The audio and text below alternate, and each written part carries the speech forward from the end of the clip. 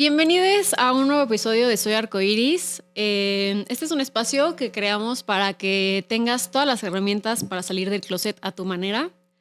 En el episodio de hoy vamos a platicar un poco sobre cómo pasar del orgullo al activismo. Se me hace un tema bien importante y bien necesario. Para este episodio tenemos como invitada a Sofía. Por favor, platícanos un poquito sobre ti, a qué te dedicas y cuáles son tus pronombres. Claro, muchas gracias por la invitación. En cuanto a pronombres indiferentes, no me identifico particularmente de ninguna forma. Y en cuanto a quién soy y a qué me dedico, pues sí, yo me nombro como activista principalmente independiente, aunque tengo algunas afiliaciones. Yo me nombro como Lencha.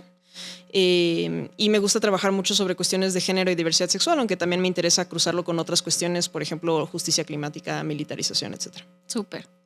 Oye, pues platícame un poquito sobre tú cómo vives el orgullo. ¿Cuál es tu concepto del orgullo LGBTQ+?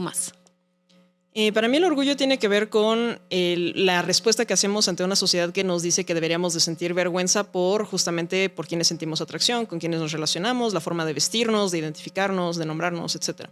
Entonces, para mí el orgullo tiene que ver con decir que es válido la forma en la que somos, en la forma en la que existimos, y que pues deberíamos de justamente cuestionar esas razones por las cuales se nos rechaza.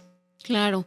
Oye, y este sentimiento de orgullo, ¿con qué acciones concretas tú has podido como resignificarlo, digamos, para llegar a hacer acciones que ya no solo son de orgullo, sino de activismo?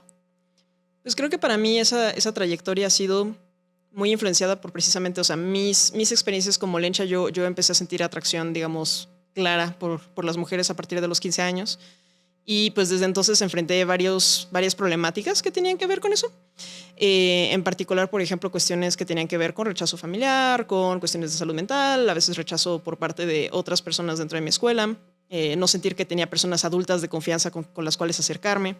Entonces, al ver esas problemáticas y experimentarlas en carne propia y también a través de la comunidad, ¿no? O sea, a lo mejor yo tenía como ciertas realidades, pero además tenía amistades, tenía parejas que tenían otras problemáticas, a veces más graves o algo distintas de las mías.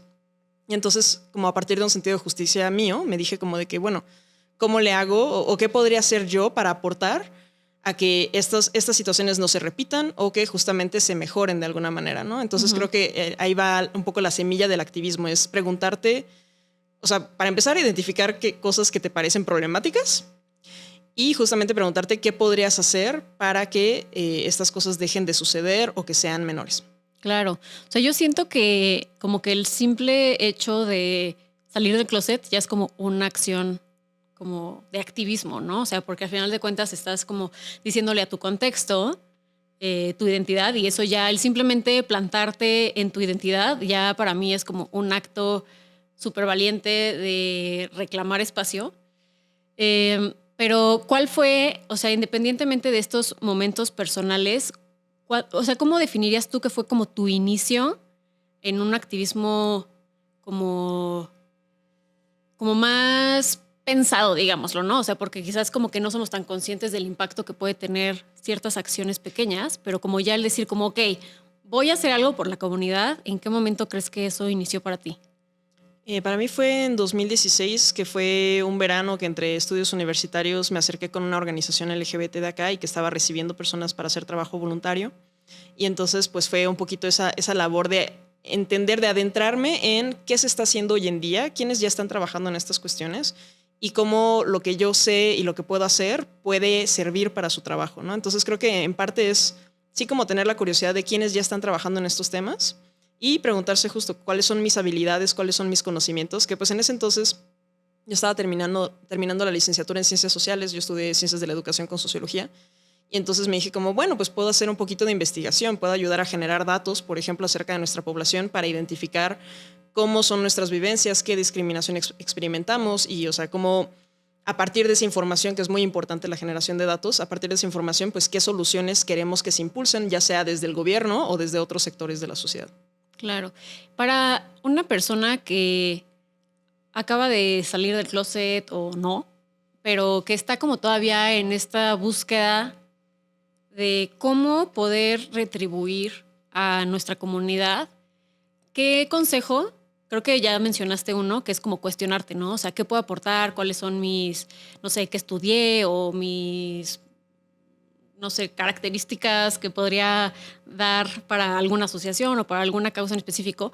Pero después de eso, como qué recomendarías o qué consejo tú le darías a una persona que está intentando involucrarse más?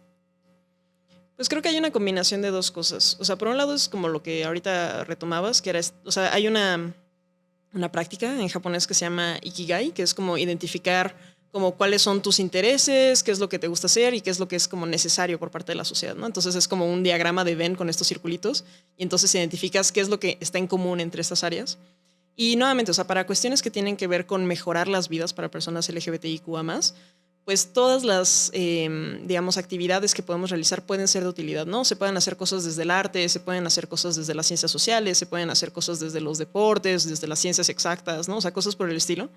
Y entonces, quizá nada más la segunda parte, el segundo componente es, ok, sé un poco de lo que quiero hacer, de lo que me gusta hacer.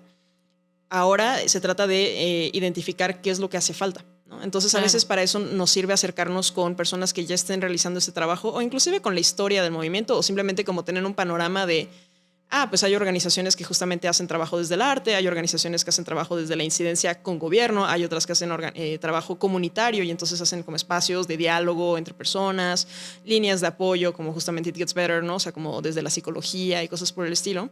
Entonces es, ok, como de ya tengo una idea de qué es lo que se puede hacer, o sea, desde cosas que a lo mejor se hicieron hace 3 décadas, pero que dices, wow, qué buena idea fue esa, me gustaría retomarla hoy en día, o vi que esto se estaba haciendo en otro país o en otra ciudad y me gustaría hacerlo en mi espacio, o me gustaría hacerlo para mi, digamos, subpoblación, ¿no? Por ejemplo, yo trabajo mucho con mujeres que sienten atracción por mujeres y personas trans y no binarias con experiencias similares. Y entonces ahí es donde yo noto mucho una brecha, ¿no? O sea, yo veo que hay muchas acciones que están como más orientadas para hombres que se relacionan con hombres y entonces me gustaría que hubiese más acciones para mujeres que se relacionan con mujeres. Entonces es como también aplicarlo, a veces puede ser en el mismo espacio, digamos, geográfico, pero para otras poblaciones. Claro, siento que muchas veces la reflexión viene, o el darte cuenta de que quieres hacer algo, viene de tus propias necesidades, ¿no? O sea, de lo que a ti te hubiera gustado encontrar cuando tú saliste del closet o en tu experiencia como parte de la comunidad, que creo que, por ejemplo, para mí, este podcast es eso, ¿no? O sea, es como que para mí, que me hubiera servido escuchar y qué recursos me hubiera gustado tener, bueno, los voy a generar para si hay alguien más que le pueda servir, ¿no?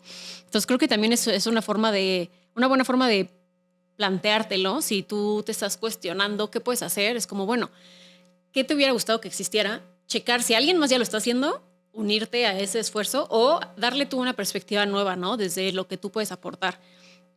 Tú, en tu experiencia como activista, ¿cuáles crees que son las formas más efectivas de realmente generar un cambio desde el activismo? Pues creo que siempre hay que tener en cuenta el objetivo final, ¿no? Que es como mejorar las vidas de las personas. Y siento que desafortunadamente en el activismo muchas veces nos desviamos por el proceso mismo y de repente como que nos gustaría tener más reconocimiento o como que queremos aparentar que estamos haciendo cosas y a veces esas acciones que estamos tomando no tienen un impacto concreto en las vidas de las personas. Entonces se desvirtúa mucho el asunto, ¿no? Entonces creo que siempre y cuando tengamos siempre como ese indicador, ¿no? Como esa consecuencia que estamos buscando de estamos teniendo un impacto positivo en las personas. Estas personas se sienten ahora en un espacio más seguro, tienen relaciones más seguras, tienen sí, una mejor calidad de vida, ¿no? Ya sea por el empleo que tienen o por el acceso a la salud o lo que sea. Y entonces siempre y cuando tengamos ese objetivo en mente, pues el resto está como un poco dependiendo de la creatividad que tengamos y de los recursos. Creatividad porque a veces las soluciones, o sea, a veces hay que justo inventarlas, ¿no? O sea, es como de que, ok, veo este problema y me pregunto entonces qué factores hay que permitirían que la consecuencia, que la realidad cambie. Uh-huh. A veces, por supuesto, que lo que nos ayuda es tener una comprensión del problema. Por eso desde ciencias sociales sirve mucho, ¿no? Como tener este análisis de los datos, de entender las dinámicas entre las personas, la cuestión con las instituciones y demás. Pero pues nuevamente, o sea, para ya tomar acción hay que tener creatividad. Y por eso, por ejemplo, o sea, yo no soy tanto del sector artístico, pero me parece muy creativo lo que se hace desde el artivismo, como le llaman. Uh-huh. Justo como de apostar, porque el arte también puede ser una forma de transformar las vidas de las personas. Y en efecto, ¿no? O sea, el arte nos llega por otro lado. A lo mejor no es lo mismo que una política pública sobre acceso a la salud, pero también puede ser una forma eficiente de cambiar las cosas, al menos en cierto sentido, que luego ciertas políticas públicas no pueden. Claro. Siento que también muchas veces cuando intentamos llegar a cierto sector al cual no pertenecemos, pensamos mucho desde el lugar en el, ok, si yo estuviera en su lugar, yo quisiera tener tal cosa, ¿no? O sea, o quisiera que justo hubiera una política pública donde se mejorara el pavimentado, ¿no? O sea, no sé. Pero realmente no estás pensando como, o sea, no eres la persona que está viviendo esa realidad. Entonces creo que es muy importante justamente cuando se lucha por los derechos de otros sectores, que no agarremos la voz de esas personas y nosotros seamos su voz. Creo que ese es un error muy común, sino que amplifiquemos sus voces y que realmente sepamos cuáles son sus necesidades y no lo que nosotros creemos que ellos necesitan, ¿no? O sea, creo que se vuelve un poco como, ¿cómo se dice? Como patronizing. Ajá. Sí, como condescendiente. Ajá, condescendiente. Sí, esto que mencionas es una dinámica súper importante y muy común además, o sea, bueno, desde quienes pueden criticar cuestiones como el colonialismo en particular, ¿no? O sea, como que justamente este complejo de las personas salvadoras blancas que llegan a precisamente continentes como el africano o latinoamericano y dicen, no, yo sé lo que ustedes necesitan, yo voy a darles las soluciones para que vivan como yo vivo, que yo pienso que esa es la forma ideal de vivir, en vez de que ustedes vivan como ustedes quieren vivir, ¿no? Entonces, como dices, o sea, y esto también, por ejemplo, en el concepto de empatía, o sea, que está como la regla de oro, ¿no? De no hagas lo que no quieras que te hagan. Y luego dicen que la regla de oro 2.0 es como de que justamente escuches cómo la gente quiere ser tratada y eso lo respetes, ¿no? Entonces, efectivamente, no necesariamente proyectar o interpretar que lo nuestro es como la verdad absoluta, el ideal, y que justamente practiquemos una escucha muy atenta, que también podemos como hacer ciertos análisis y a lo mejor podemos hacer reflexiones y críticas, pero pues siempre es muy importante como tener el bienestar de las personas y su autonomía en mente y cómo esas personas lo definen. ¿Nos podrías platicar como alguna historia o experiencia personal que hayas tenido tú, que haya sido como especialmente significativa en los esfuerzos que has hecho como por la comunidad? Sí, pues yo soy cofundadora del comité organizador de la Marcha Lencha en Ciudad de México. ¡Ay, qué padre! Sí. Hemos estado ahí. Bravo.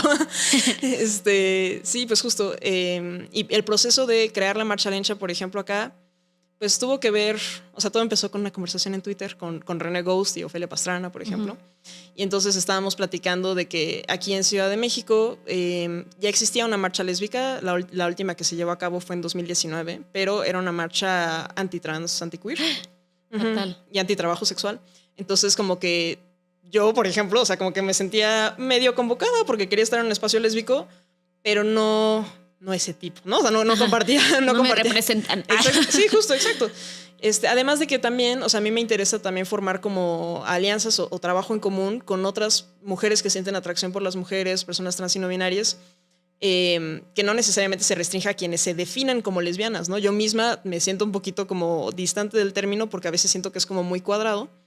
Y por eso luego prefiero Lencha. Y justamente como la idea de la Marcha Lencha no solo es poder ofrecer un espacio, digamos, menos restrictivo en cuanto a quienes marchan, o sea, no es solo para mujeres cisgénero, no es solo para lesbianas, sino también un espacio con valores políticos, ¿no? Y bueno, en parte de la experiencia de armar este espacio, o sea, creo que para mí fue muy gratificante, o sea, ya llevamos 4 ediciones este año.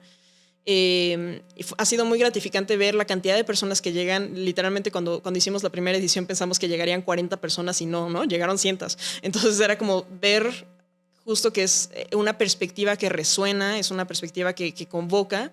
Y también nos daba miedo, ¿no? O sea, de repente hay como una asociación, o sea, se piensa que las lesbianas pueden tender más a ser transfóbicas, por ejemplo.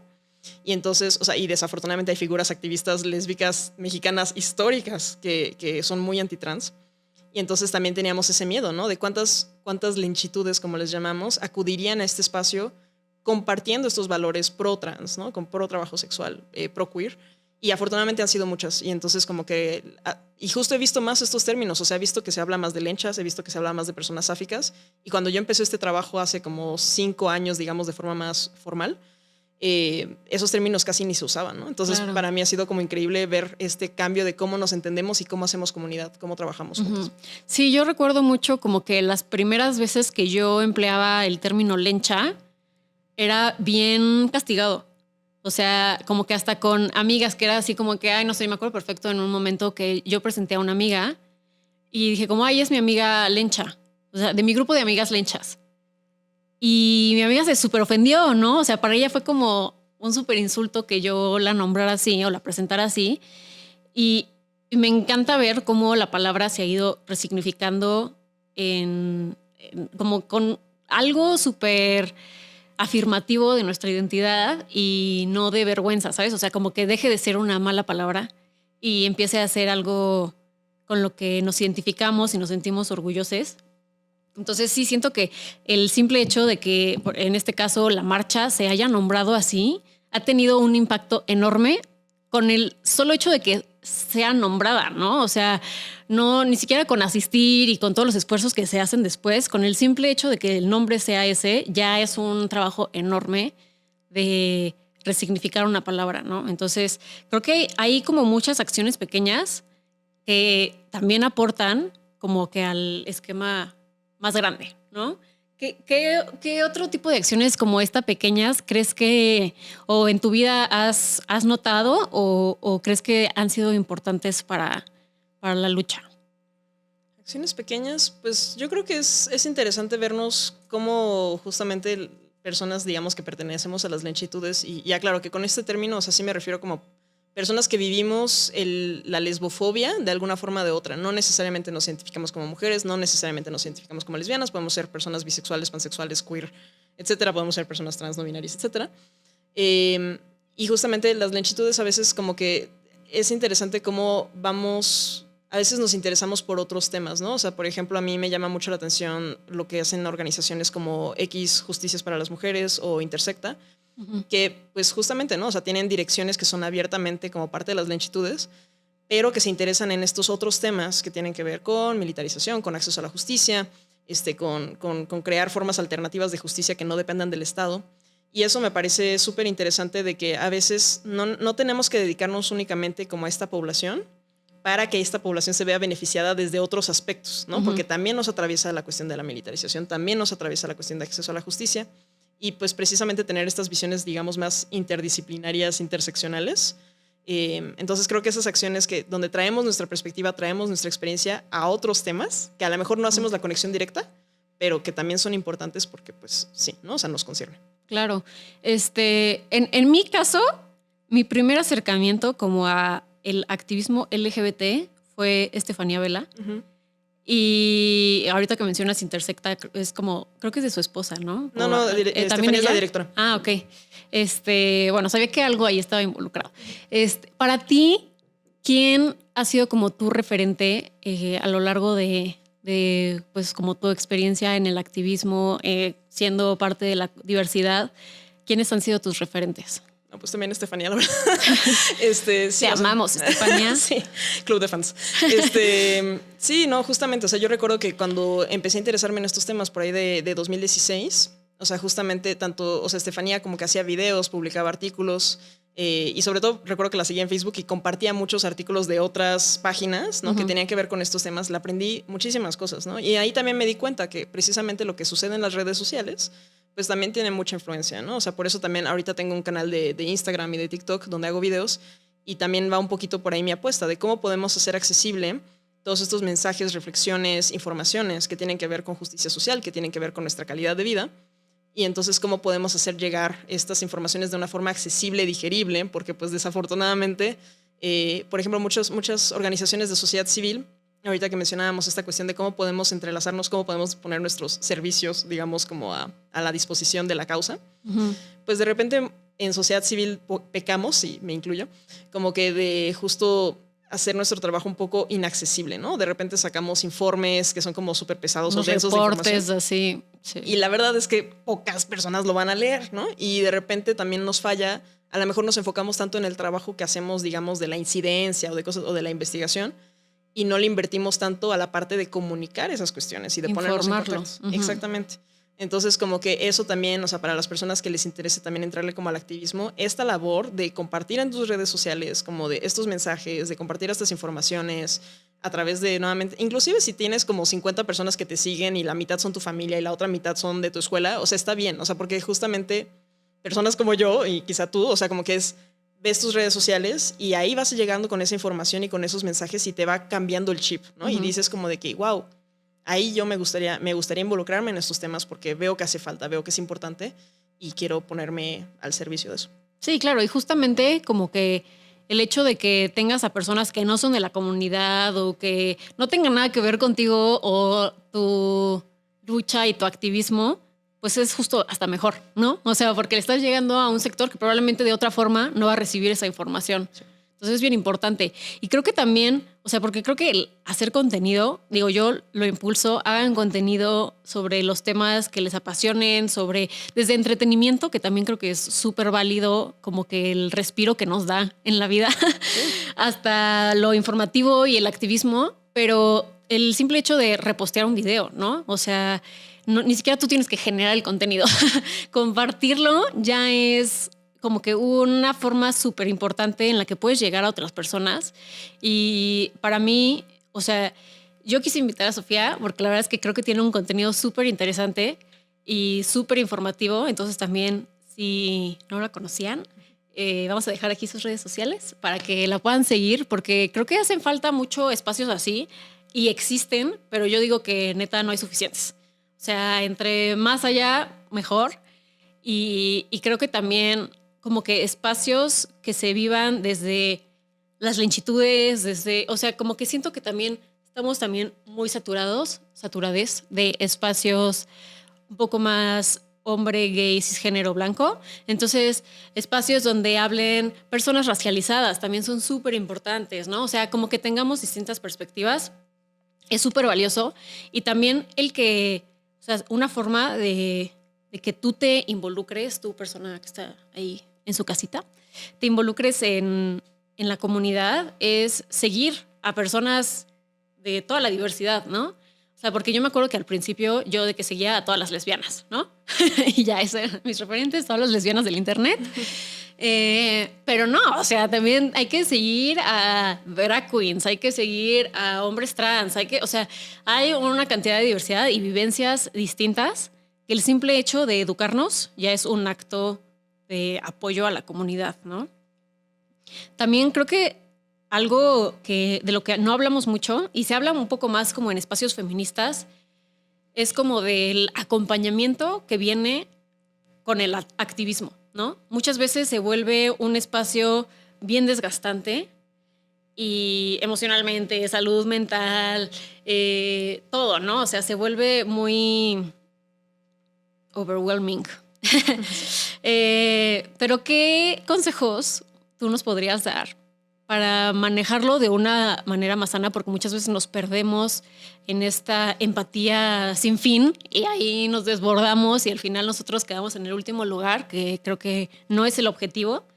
Entonces, ¿qué nos recomendarías para tener una mejor relación con con este dar, ¿no? Porque muchas veces nos perdemos. Pues creo que para mí hay dos componentes importantes. Uno que tiene que ver con, digamos, el autocuidado y los cuidados colectivos, y la otra parte que tiene que ver con cómo cuidamos los espacios desde los cuales estamos haciendo activismo. De lo primero es, pues sí, como bien dices, ¿no? O sea, muchas veces podemos descuidarnos y como descuidar nuestra salud mental, nuestra energía, nuestro tiempo, las horas que dormimos, ¿no? O sea, cosas por el estilo, nuestra alimentación. Precisamente por darlo todo a la causa en este caso, y muchas veces eso es también lo malo, ¿no? O sea, como que el activismo muchas veces hacemos trabajo no remunerado, ¿no? Entonces, lo hacemos gratis, y entonces eso significa que no solo vamos a estar invirtiendo nuestro tiempo y energía en el activismo, sino que además tenemos que meterlo en una chamba, ¿no? O sea, como en algo que sí nos dé dinero para sobrevivir.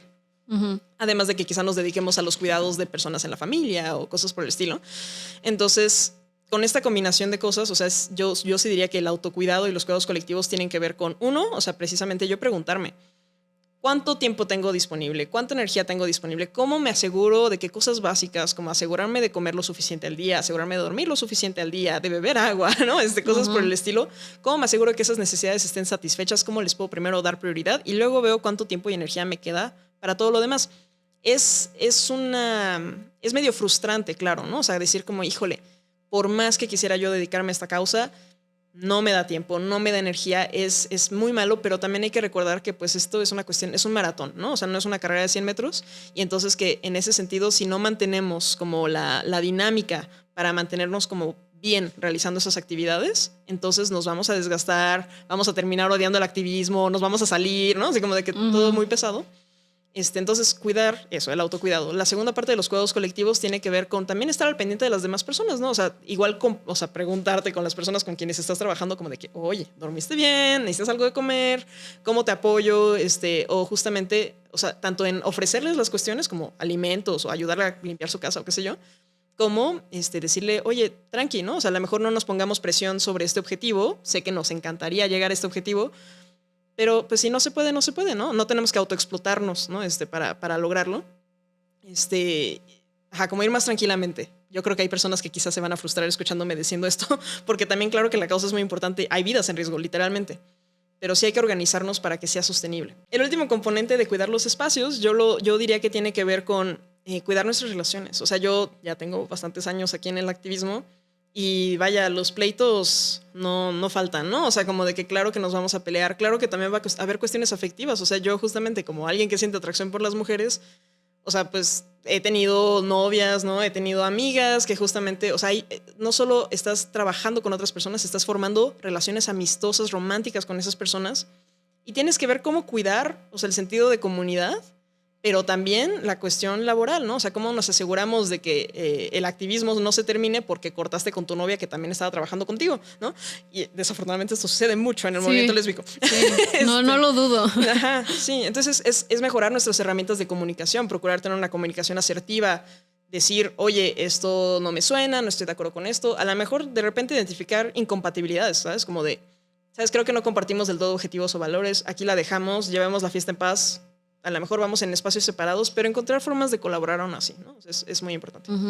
Sí, creo que en cuanto a relaciones de cualquier tipo, la deconstrucción constante es súper importante, que eso hablábamos en un episodio anterior, que creo que es pues algo que no podemos evitar ni que siempre va a estar ahí, ¿no? O sea, siempre tenemos que seguirnos cuestionando y seguir deconstruyendo porque hay un millón de cosas y yo creo que nunca se acaban. En tu experiencia, ¿qué sector de la comunidad LGBTQ+ es el que tú crees que necesita más apoyo o más visibilidad y que quizás ha sido ignorado? O sí, como que en tu experiencia, ¿cuál es como que tu percepción? Pues no sé si ponerlo en términos de cantidad, pero creo que sí hay necesidades diferenciadas, ¿no? Yo, por ejemplo, veo mucho, o sea, que la población intersex con sus problemáticas específicas que pueden ser muy distintas a las del resto del acrónimo, por así decirlo, muchas veces no son ni mencionadas ni tomadas en cuenta, por más que se utilice el acrónimo con la letra I, ¿no? Y entonces justo, pues las personas intersex van a necesitar más cuestiones que tienen que ver con respetar la autonomía corporal de las infancias y de las adolescencias que son intersex y que justamente se le interviene en contra de su voluntad en sus cuerpos, y tener una sensibilización. Por ejemplo, es ahorita que tenemos una oleada política anti-trans, anti-queer, o sea, por ejemplo, las personas intersex salen muy perjudicadas por todos estos discursos anti-trans que dicen que solo existen dos sexos y cosas por el estilo, porque precisamente, o sea, por esa idea de que solo existen dos sexos, se justifican, entre comillas, la intervención médica, quirúrgica en los bebés, en las infancias, y pues eso deja cicatrices de todo tipo, ¿no? Sí, es chistoso que eso sí se acepta, pero las cirugías de reafirmación de sexo no.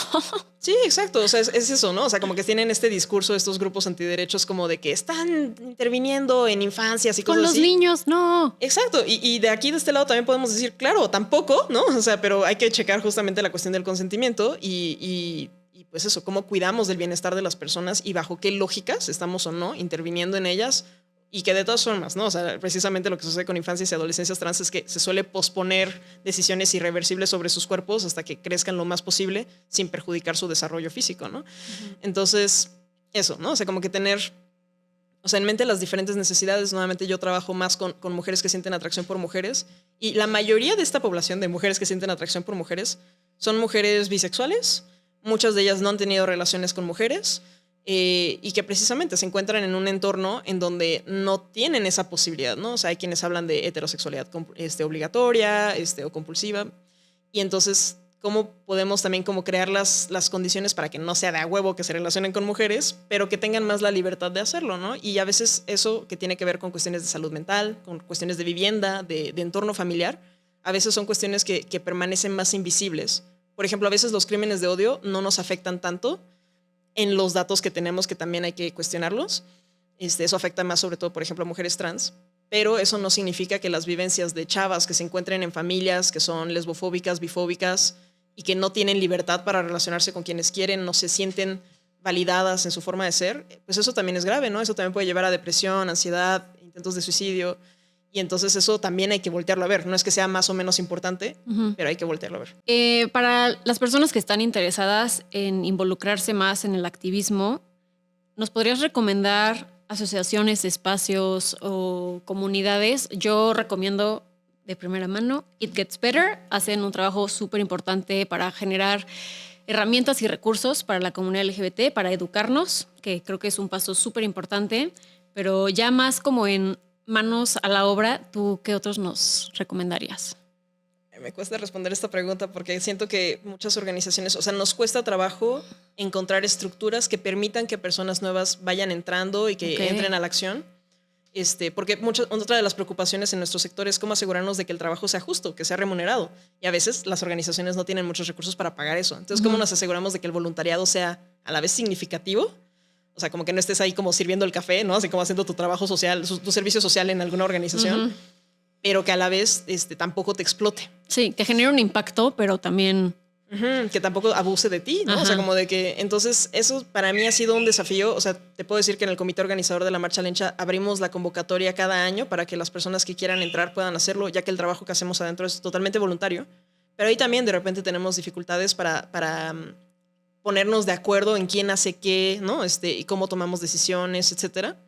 Es un desafío. Yo una recomendación que haría es que también no tengamos miedo de crear nuestras propias organizaciones, ¿no? Yo soy cofundadora de 2 organizaciones y precisamente es un poquito eso, ¿no? O sea, es como de que si sientes que algo está haciendo falta, propon tú un espacio, llama a la gente, haz convocatorias en línea, ve quiénes llegan, pónganse de acuerdo de cómo van a funcionar, qué quieren hacer, bajo qué condiciones y éntrenle, ¿no? O sea, también sé que hay organizaciones como YECA que también trabajan, por ejemplo, con poblaciones, sobre todo trans, que están en situación de calle, me parece, y que también ocupan mucho apoyo voluntario. Por ejemplo, tienen un comedor y cosas por el estilo, ¿no? Entonces, hay organizaciones constituidas a las cuales se pueden acercar, pero tampoco tengan miedo de crear sus propias organizaciones, aunque sea empezar con un club de cine, un espacio de diálogo por videollamadas, ¿no? O sea, como parece poco, pero es importante. Sí, yo me acuerdo que yo así pienso que fue como mi primer acto oficial de activismo fue que empecé, o sea, yo antes de hacer contenido de nada, ¿no?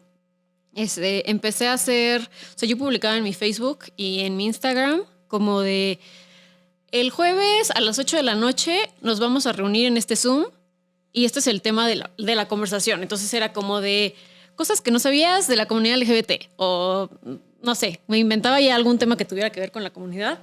Y entonces a mí me sorprendió la cantidad de gente que se metía. O sea, yo así una persona cualquiera en sus redes sociales y cómo llegaba gente que yo ni siquiera conocía, ¿no? O sea, de repente en mi Facebook yo tenía gente que se unía a mis Zooms que era así de Puerto Rico, ¿no? O sea, que yo sé ¿cómo le llegó mi post a esta persona? No tengo idea. Pero así, poquito a poco, y para mí eso era importante porque yo sentía que, no sé, hasta con mis propias amigas lesbianas o de la comunidad, había muchísima información que ellas no tenían, ¿no? Entonces yo soy una obsesiva de la investigación, entonces yo investigaba todo y yo así de que me obsesionaba con un tema. Y entonces era como de que, oye, ¿ya escuchaste sobre no sé qué está pasando? O sobre este término que acabo de descubrir que no está en el LGBT, o ¿sabes? O sobre los nuevos pronombres que están usando en no sé dónde. O sea, y entonces ya como que yo iba con mis amigas y les contaba, ¿no? Entonces yo me daba cuenta como que, no manches que ellas no sabían esto. Entonces por eso empecé a crear esos espacios, ¿no? Para decir como, oigan, está esta información, yo se las comparto, yo lo investigué, tal vez tú tienes algo que yo no sabía y podemos hablar de eso, ¿no? Y ese fue como mi primer intento.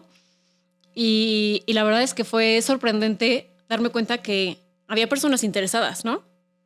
Y creo que así poco a poco podemos ir generando esos espacios, ¿no?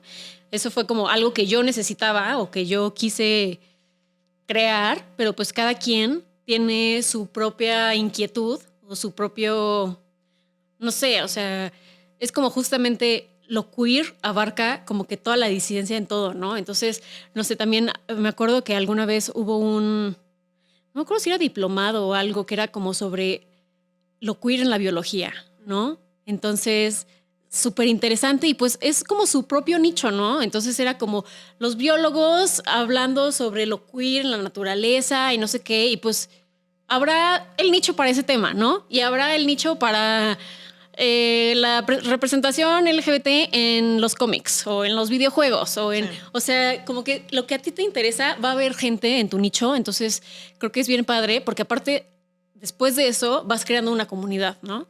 Y creo que esa es la parte más bonita del activismo, que es los lazos que generas con las personas que tienen como pues inquietudes iguales a las tuyas, ¿no? Sí, sí, sí. Pues sí. ¿Puedo comentar sobre eso? Sí, claro, claro. O sea, justo hablando de podcast, hay un podcast que se llama Humo, producido por La Corriente del Golfo. Y entonces ahí está, bueno, entre las personas que participan en ese podcast está Yasnaya Ágil, que es también una activista bastante importante mexicana. Y ella precisamente comenta en uno de los episodios que es súper importante la parte comunitaria que mencionas. O sea, como que justamente uno de los episodios aborda como de a veces pensamos que para tener un activismo efectivo necesitamos así de que llegar a gobierno y asegurarnos de que pasa una ley o una política pública, etcétera. Claro que esas cosas tienen un impacto estructural importante en gran escala, pero lo que mencionaba mucho en ese episodio es la importancia de que si comienzas a organizarte así con 3 personas, ¿no? Así como incluso daban el ejemplo de unas señoras así como vecinas que se juntaban para tejer, ¿no? Y a partir de ese juntarse para tejer, platicaban acerca de sus vidas y, por ejemplo, de repente había algunas que, por ejemplo, identificaban que su esposo las golpeaba, ¿no? Y entonces de ahí comienzan a organizarse, o sea, por el tejer esos lazos entre ellas, mientras tejían,